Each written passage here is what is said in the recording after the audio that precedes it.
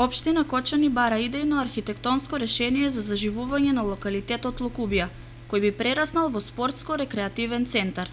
За најдобриот проект награда од 1000 евра.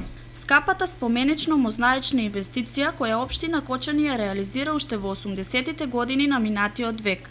Не само што не заживеа, туку објектите препуштени на забот на времето почнаа да пропаѓаат. Иако се работи за доминантна позиција која се наоѓа на центарот на градот, локалитетот остана нефункционален и непривлечен за младите и повозрасни кочанчани. Со цел да се промени нешто на тој план, општина Кочани распиша конкурс за изработка на идејно архитектонско решение на паркот на локалитетот, кој треба да донесе нови атрактивни содржини.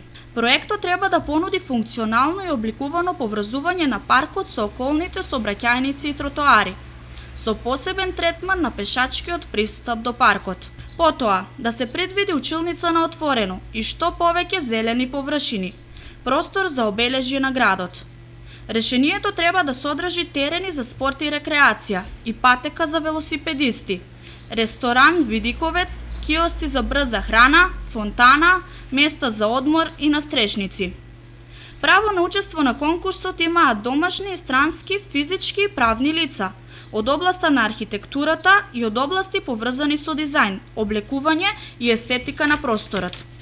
При изборот на најдоброто решение ќе се применуваат критериумите за изводливост и издржливост, како и оригиналност.